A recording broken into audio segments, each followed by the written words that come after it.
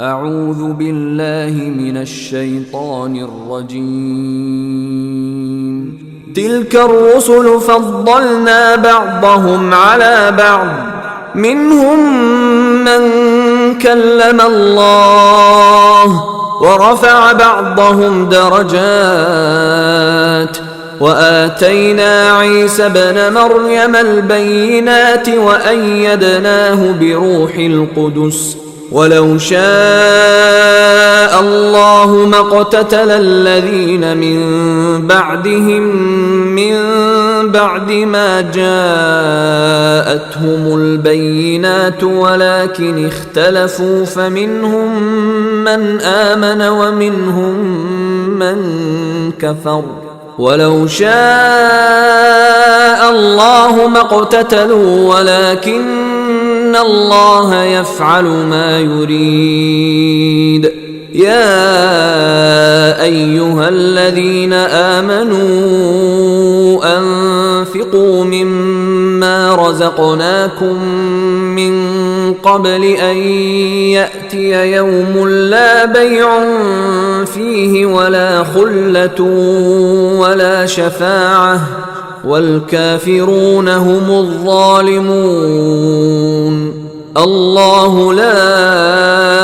إله إلا هو الحي القيوم، لا تأخذه سنة ولا نوم، له ما في السماوات وما في الأرض. من ذا الذي يشفع عنده إلا بإذنه، يعلم ما بين أيديهم وما خلفهم، ولا يحيطون بشيء من علمه إلا بما شاء، وسع كرسيه السماوات والأرض ولا يؤوده حفظهما وهو العلي العظيم. لا إكراه في الدين، قد تبين الرشد من الغي، فمن يكفر بالطاغوت ويؤمن بالله فقد استمسك بالعروة الوثقى لا انفصام لها، والله سميع عليم. الله ولي الذين آمنوا يخرجهم من الظلمات إلى النور، والذين كفروا أولياؤهم الطاغوت يخرجونهم من النور إلى الظلمات، أولئك أصحاب النار هم فيها خالدون. ألم تر إلى الذي حاج إبراهيم في ربه أن آتاه الله الملك، إذ قال إبراهيم ربي الذي يحيي ويميت، قال أنا أحيي وأميت. قال إبراهيم فإن الله يأتي بالشمس من المشرق فأت بها من المغرب، فبهت الذي كفر، والله لا يهدي القوم الظالمين. أو كالذي مر على قرية وهي خاوية على عروشها، قال أنى يحيي هذه الله بعد موتها، فأماته الله 100 عام ثم بعثه، قال كم لبثت؟ قال لبثت يوما أو بعض يوم، قال بل لبثت 100 عام، فانظر إلى طعامك وشرابك لم يتسنه، وانظر إلى حمارك ولنجعلك آية للناس،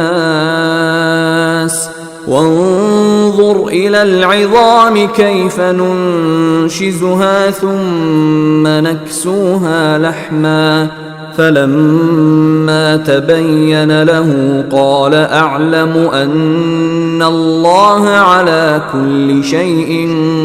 قدير. وإذ قال إبراهيم رب أرني كيف تحيي الموتى قال أولم تؤمن قال بلى ولكن ليطمئن قلبي قال فخذ 4 من الطير فصرهن إليك ثم اجعل على كل جبل منهن جزءا ثم ادعهن يأتينك سعيا واعلم أن الله عزيز حكيم.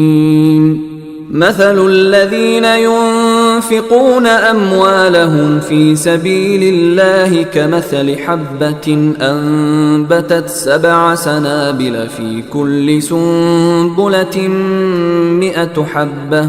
والله يضاعف لمن يشاء والله واسع عليم. الذين ينفقون أموالهم في سبيل الله ثم لا يتبعون ما أنفقوا منا ولا أذى لهم أجرهم عند ربهم ولا خوف عليهم ولا هم يحزنون. قول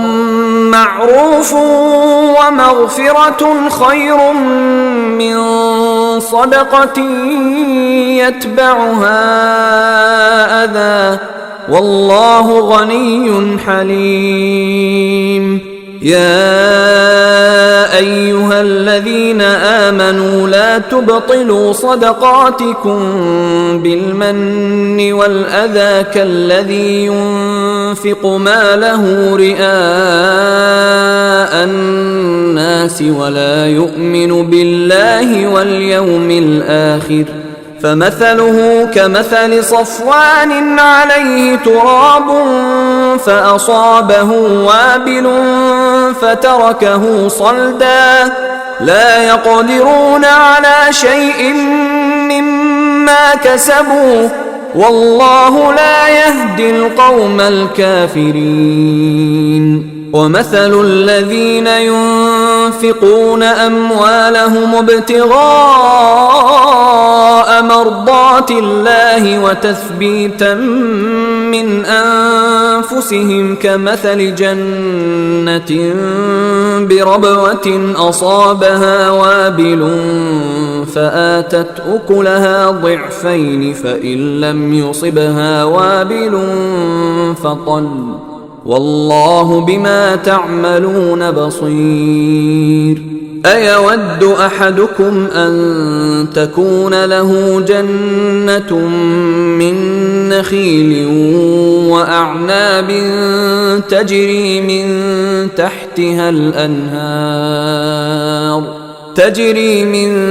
تحتها الأنهار له فيها من كل الثمرات وأصابه الكبر وله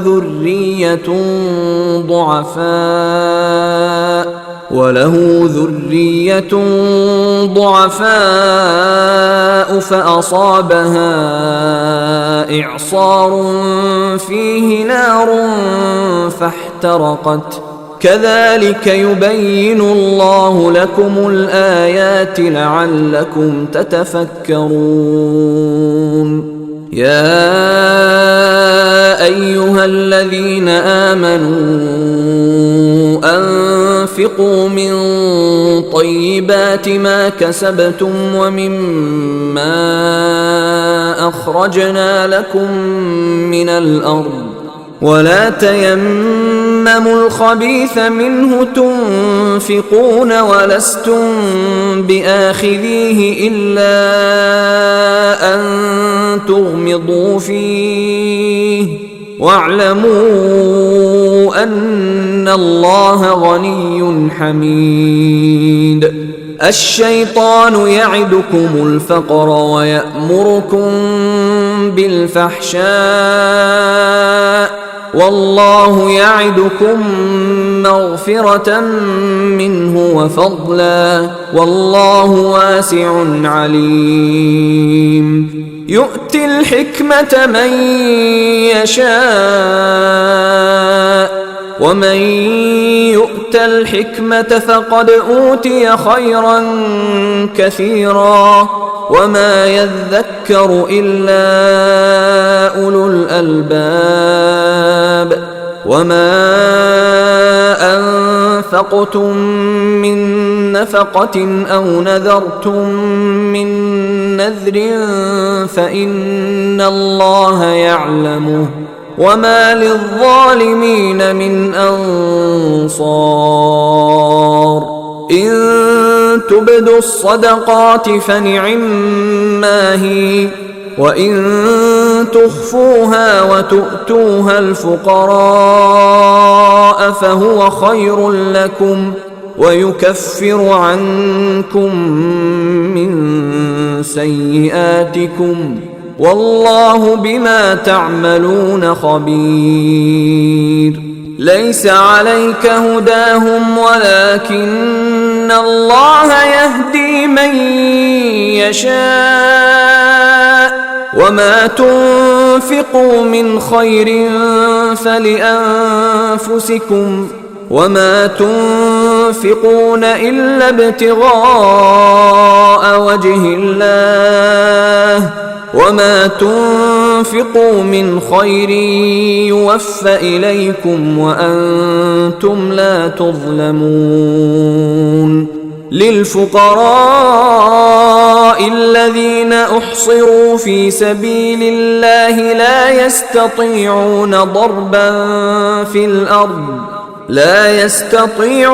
ضربا في الأرض يحسبهم الجاهل أغنياء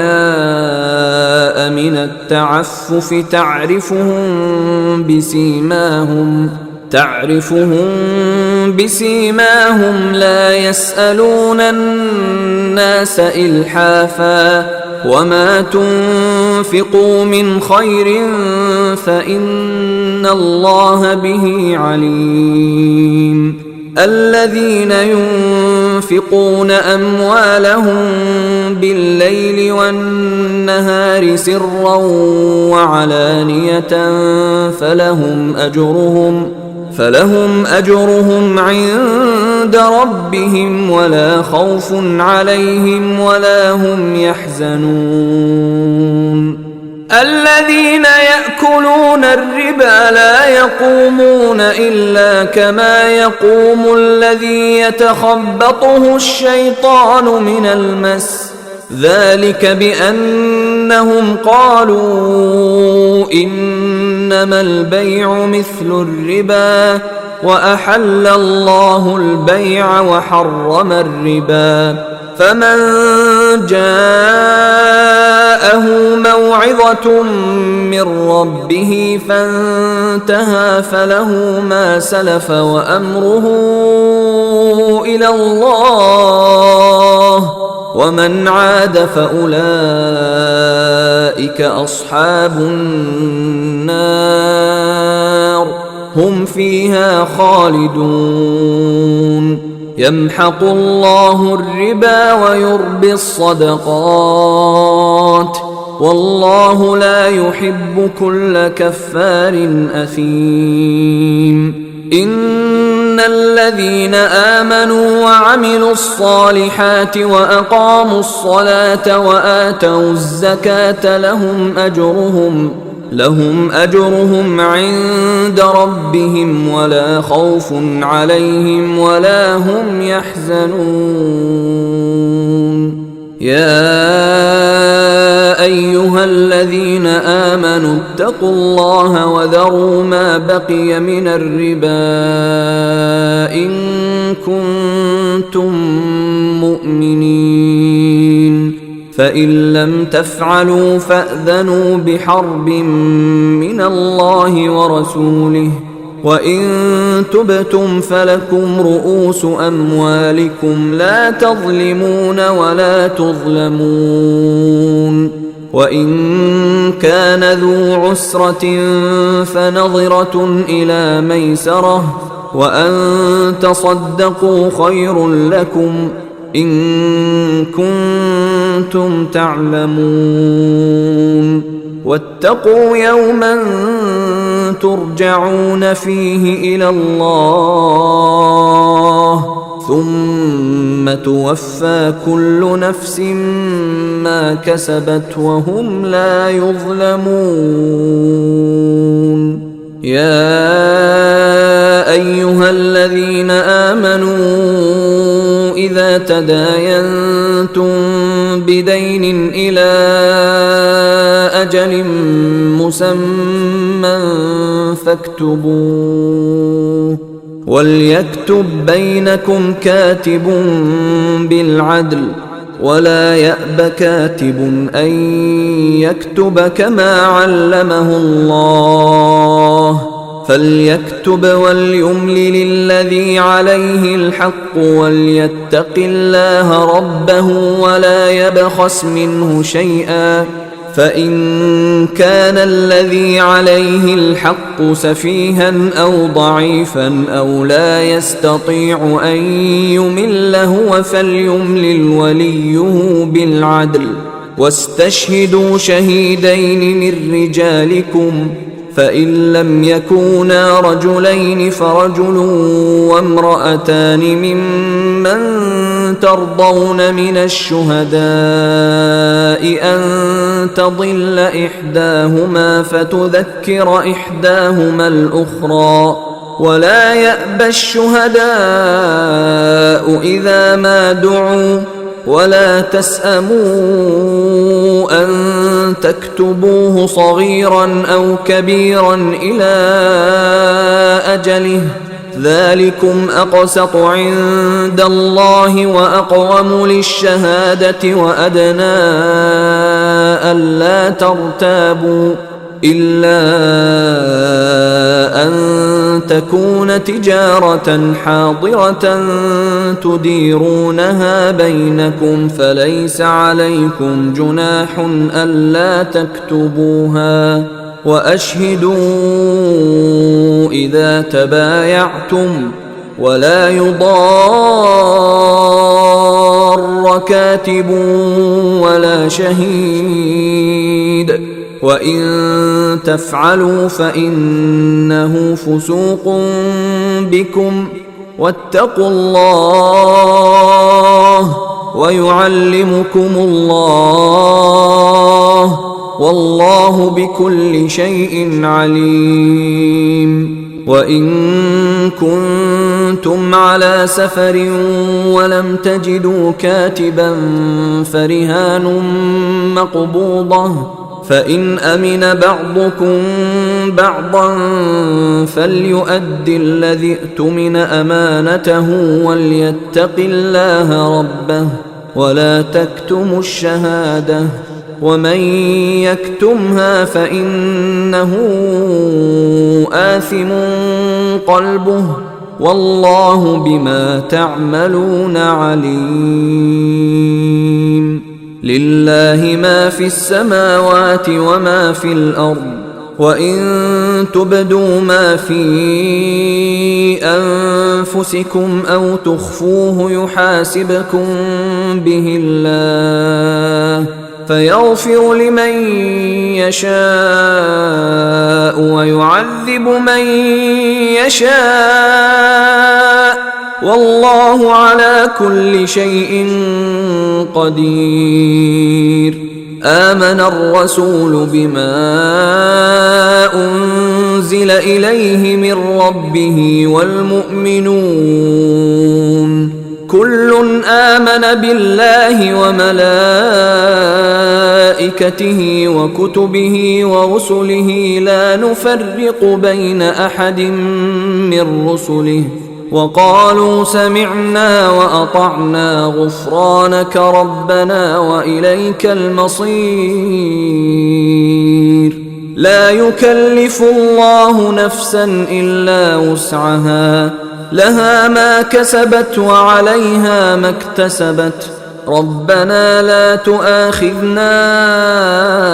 إن نسينا أو أخطأنا ربنا ولا تحمل علينا إصرا كما حملته على الذين من قبلنا ربنا ولا تحملنا ما لا طاقة لنا به واعف عنا واغفر لنا وارحمنا أنت مولانا فانصرنا على القوم الكافرين.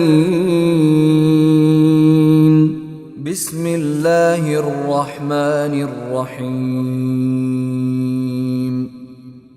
ألف لام ميم الله لا إله إلا هو الحي القيوم نزل عليك الكتاب بالحق مصدقا لما بين يديه وأنزل التوراة والإنجيل من قبل هدى للناس وأنزل الفرقان إن الذين كفروا بآيات الله لهم عذاب شديد والله عزيز ذو انتقام إن الله لا يخفى عليه شيء في الأرض ولا في السماء هو الذي يصوركم في الأرحام كيف يشاء لا إله إلا هو العزيز الحكيم هو الذي أنزل عليك الكتاب منه آيات محكمات هن أم الكتاب وأخر متشابهات فأما الذين في قلوبهم زيغ فيتبعون ما تشابه منه ابتغاء الفتنة وابتغاء تأويله وما يعلم تأويله إلا الله والراسخون في العلم يقولون آمنا به كل من عند ربنا وما يذكر إلا أولو الألباب ربنا لا تزغ قلوبنا بعد إذ هديتنا وهب لنا من لدنك رحمة إنك أنت الوهاب ربنا إنك جامع الناس ليوم لا ريب فيه إن الله لا يخلف الميعاد إن الذين كفروا لن تغني عنهم أموالهم ولا أولادهم من الله شيئا وأولئك هم وقود النار كدأب آل فرعون والذين من قبلهم كذبوا بآياتنا فأخذهم الله بذنوبهم والله شديد العقاب قل للذين كفروا ستغلبون وتحشرون إلى جهنم وبئس المهاد قد كان لكم آية في فئتين التقتا فئة تقاتل في سبيل الله وأخرى كافرة يرونهم مثليهم رأي العين والله يؤيد بنصره من يشاء إن في ذلك لعبرة لأولي الأبصار زين للناس حب الشهوات من النساء والبنين والقناطير المقنطرة من الذهب والفضة والخيل المسومة والأنعام والحرث ذلك متاع الحياة الدنيا والله عنده حسن المآب قل أنبئكم بخير من ذلكم للذين اتقوا عند ربهم جنات تجري من تحتها الأنهار خالدين فيها وأزواج مطهرة ورضوان من الله والله بصير بالعباد الذين يقولون ربنا إننا آمنا فاغفر لنا ذنوبنا وقنا عذاب النار الصابرين والصادقين والقانتين والمنفقين والمستغفرين بالأسحار شهد الله أنه لا إله إلا هو والملائكة وأولو العلم قائما بالقسط لا إله إلا هو العزيز الحكيم إن الدين عند الله الإسلام وما اختلف الذين أوتوا الكتاب إلا من بعد ما جاءهم العلم بغيا بينهم ومن يكفر بآيات الله فإن الله سريع الحساب فإن حاجوك فقل أسلمت وجهي لله ومن اتبعن وقل للذين أوتوا الكتاب والأميين أأسلمتم فإن أسلموا فقد اهتدوا وإن تولوا فإنما عليك البلاغ والله بصير بالعباد إن الذين يكفرون بآيات الله ويقتلون النبيين بغير حق ويقتلون الذين يأمرون بالقسط من الناس فبشرهم بعذاب أليم أولئك الذين حبطت أعمالهم في الدنيا والآخرة وما لهم من ناصرين ألم تر إلى الذين أوتوا نصيبا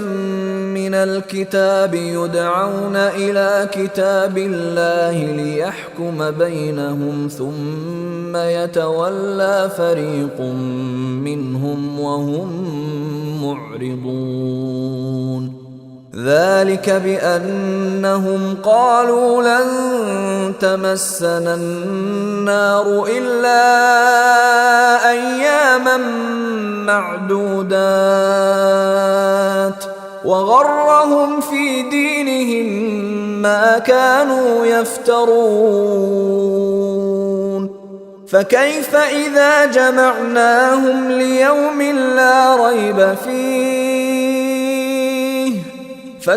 إذا جمعناهم ليوم لا ريب فيه ووفيت كل نفس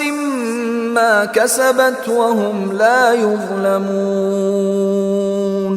قل اللهم مالك الملك تؤتي الملك من تشاء وتنزع الملك ممن تشاء وتعز من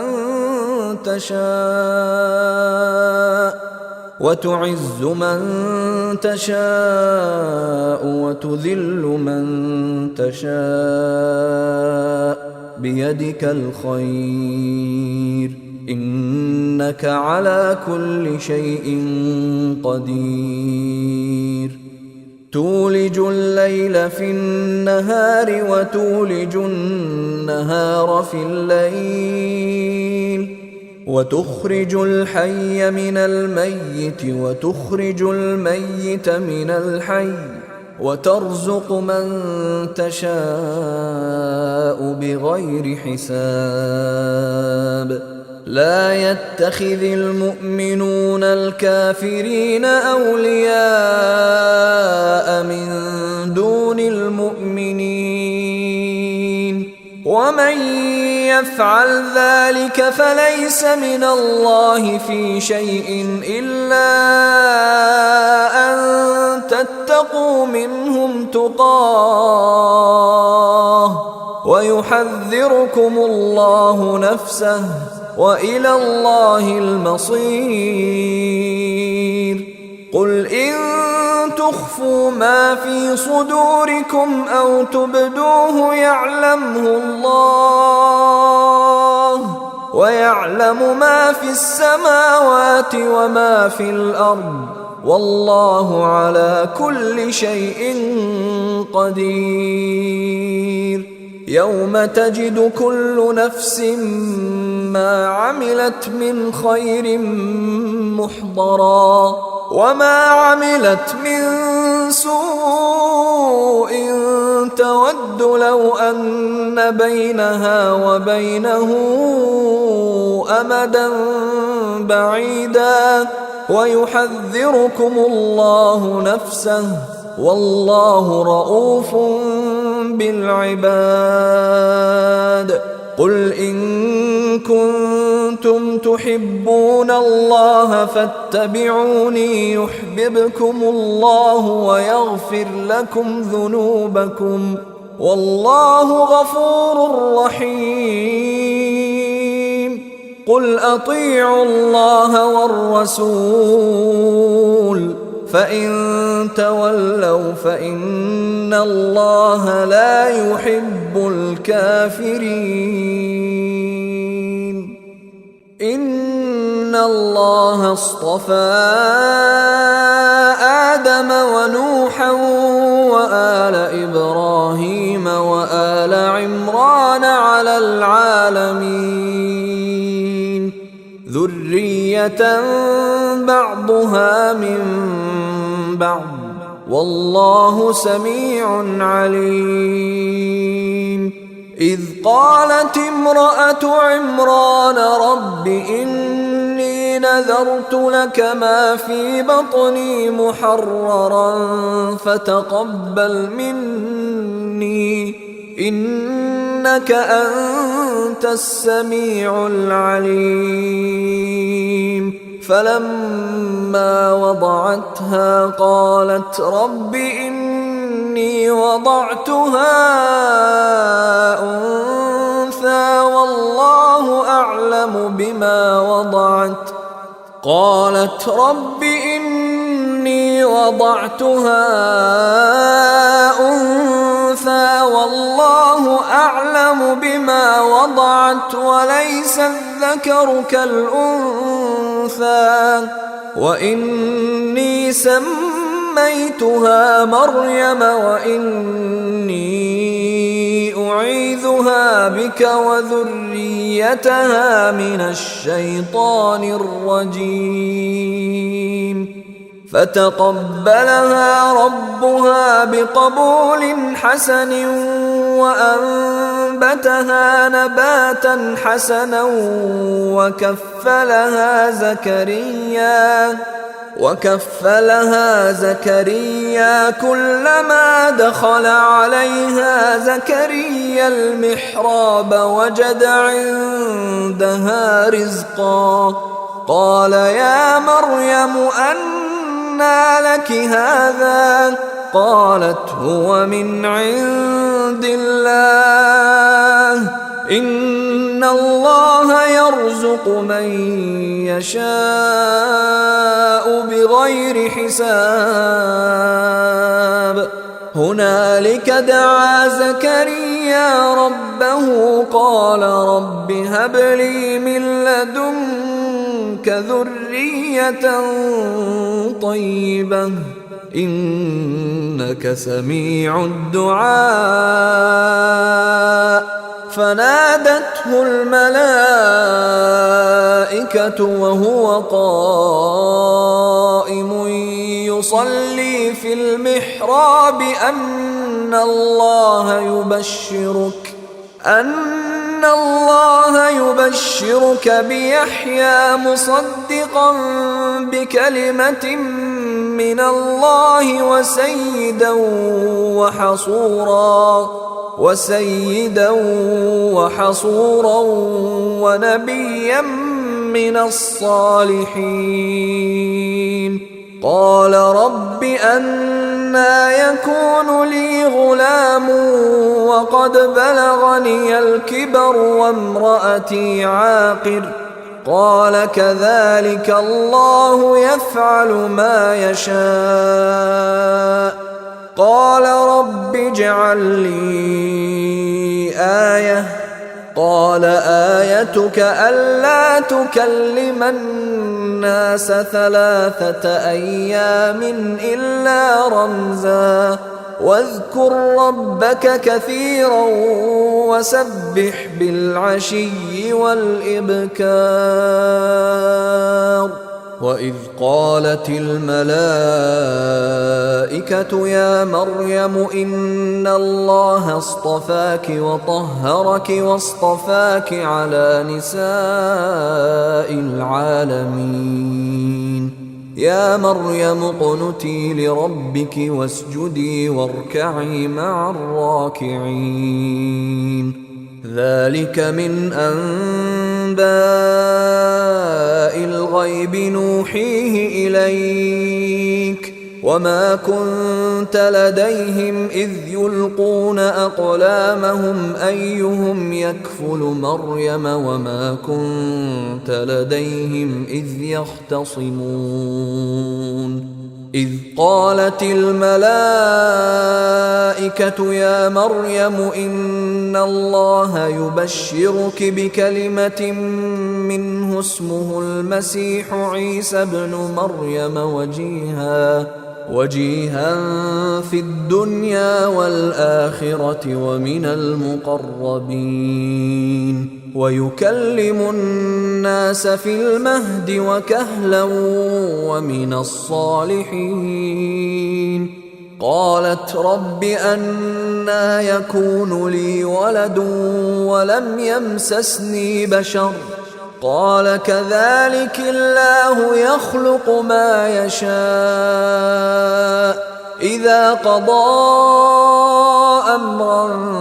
فإنما يقول له كن فيكون ويعلمه الكتاب والحكمة والتوراة والإنجيل ورسولا إلى بني إسرائيل أني قد جئتكم بآية من ربكم أني أخلق لكم من الطين كهيئة الطير فأنفخ فيه فيكون طيرا بإذن الله وأبرئ الأكمه والأبرص وأحيي الموتى بإذن الله وأنبئكم بما تأكلون وما تدخرون في بيوتكم إن في ذلك لآية لكم إن كنتم مؤمنين ومصدقا لما بين يدي من التوراة ولأحل لكم بعض الذي حرم عليكم وجئتكم بآية من ربكم فاتقوا الله وأطيعون إن الله ربي وربكم فاعبدوه هذا صراط مستقيم فلما أحس عيسى منهم الكفر قال من أنصاري إلى الله قال الحواريون نحن أنصار الله آمنا بالله واشهد بأننا مسلمون ربنا آمنا بما أنزلت واتبعنا الرسول فاكتبنا مع الشاهدين ومكروا ومكر الله والله خير الماكرين إذ قال الله يا عيسى إني متوفيك ورافعك إلي ومطهرك من الذين كفروا وجاعل الذين اتبعوك فوق الذين كفروا إلى يوم القيامة ثم إلي مرجعكم فأحكم بينكم فيما كنتم فيه تختلفون فأما الذين كفروا فأعذبهم عذابا شديدا في الدنيا والآخرة وما لهم من ناصرين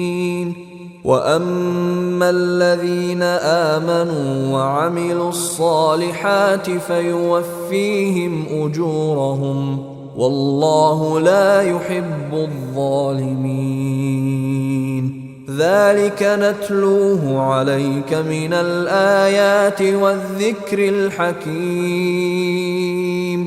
إن مثل عيسى عند الله كمثل آدم خلقه من تراب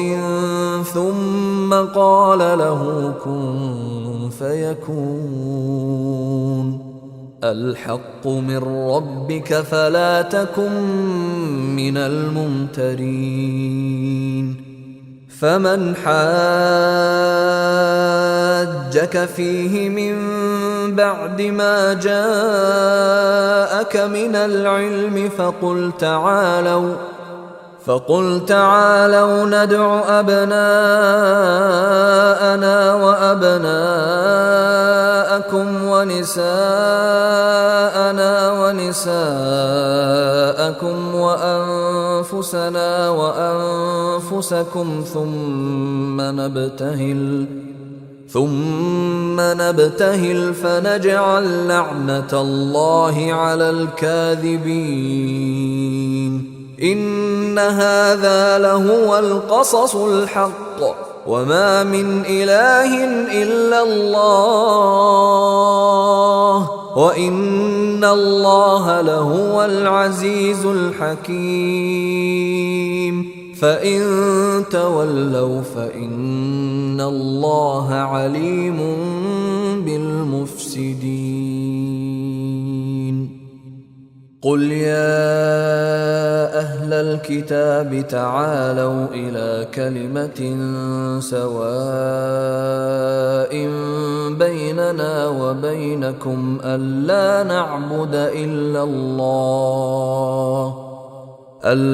نعبد إلا الله ولا نشرك به شيئا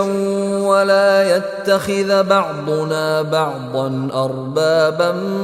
من دون الله فإن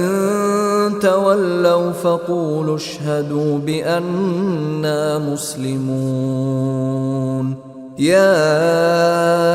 أهل الكتاب لم تحاجون في إبراهيم وما أنزلت التوراة والإنجيل إلا من بعده أفلا تعقلون. ها أنتم هؤلاء حاججتم فيما لكم به علم فلم تحاجون فيما ليس لكم به علم والله يعلم وأنتم لا تعلمون. ما كان إبراهيم يهوديا ولا نصرانيا ولكن كان حنيفا مسلما وما كان من المشركين.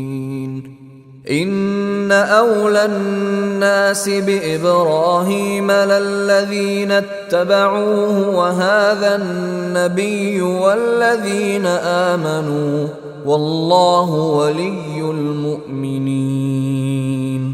ودت طائفة من أهل الكتاب لو يضلونكم وما يضلون إلا أنفسهم وما يشعرون. يا أهل الكتاب لم تكفرون بآيات الله وأنتم تشهدون. يا أهل الكتاب لم تلبسون الحق بالباطل وتكتمون الحق وأنتم تعلمون. وقالت طائفة من أهل الكتاب آمنوا بالذي أنزل على الذين آمنوا وجه النهار واكفروا آخره لعلهم يرجعون. ولا تؤمنوا إلا لمن تبع دينكم قل إن الهدى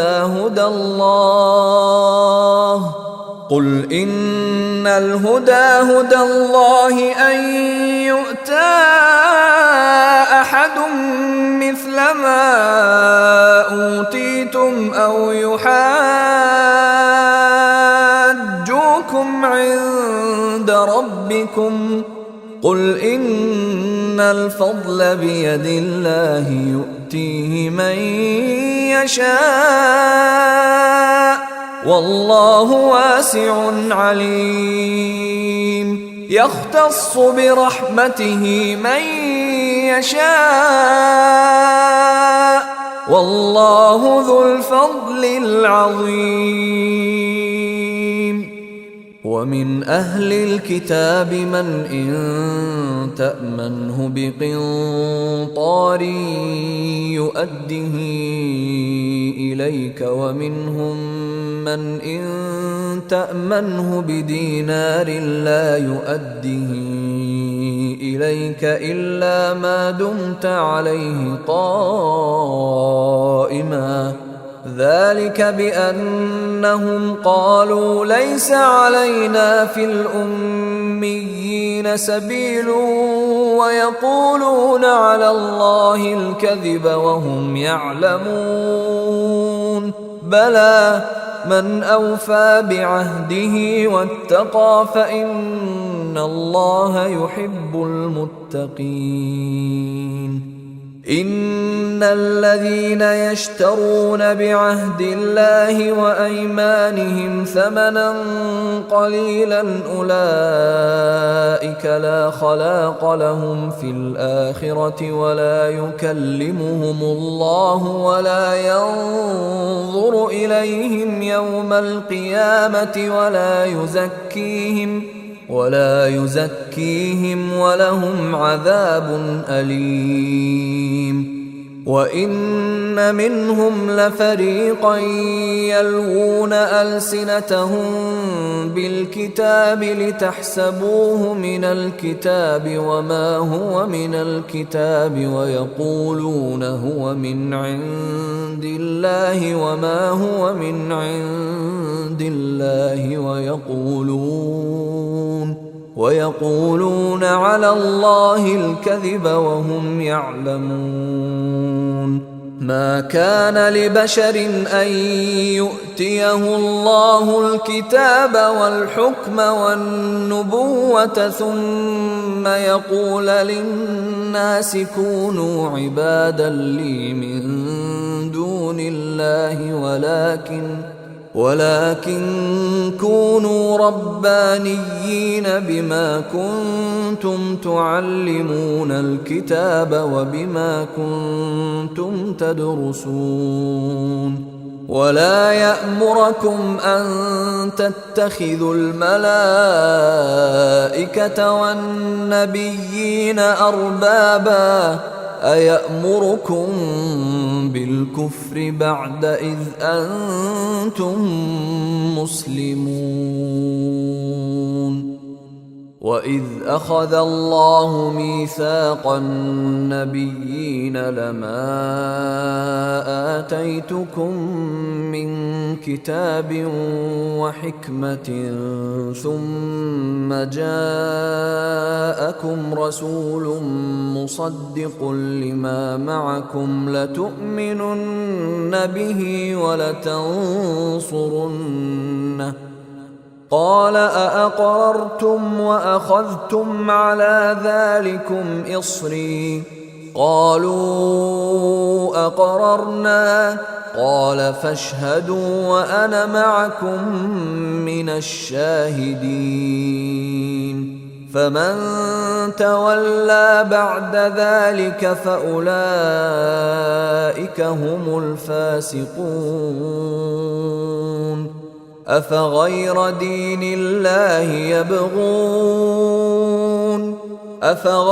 دين الله يبغون وله أسلم من في السماوات والأرض طوعا وكرها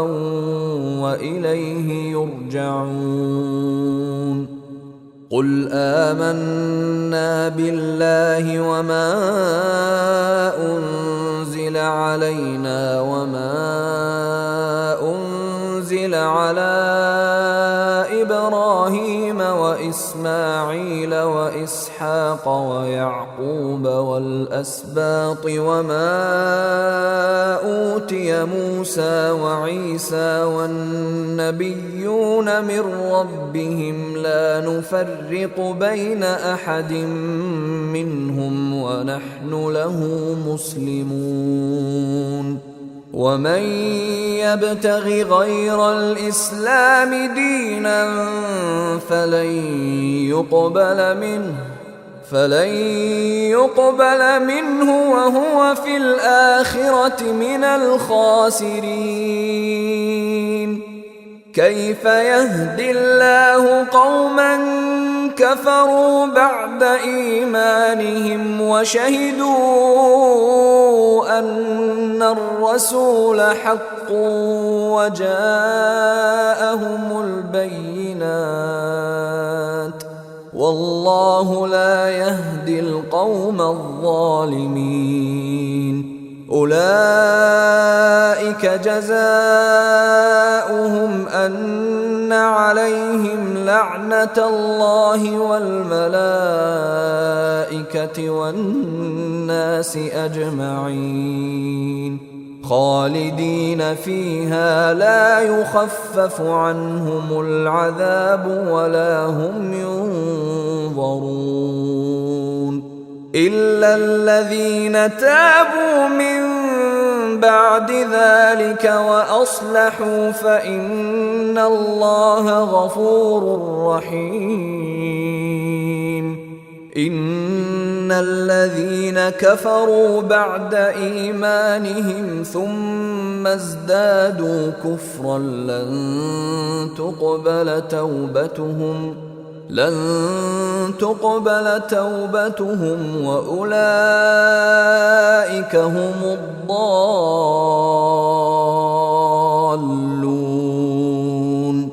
إن الذين كفروا وماتوا وهم كفار فلن يقبل من أحدهم ملء الأرض ذهبا ولو افتدى به أولئك لهم عذاب أليم وما لهم من ناصرين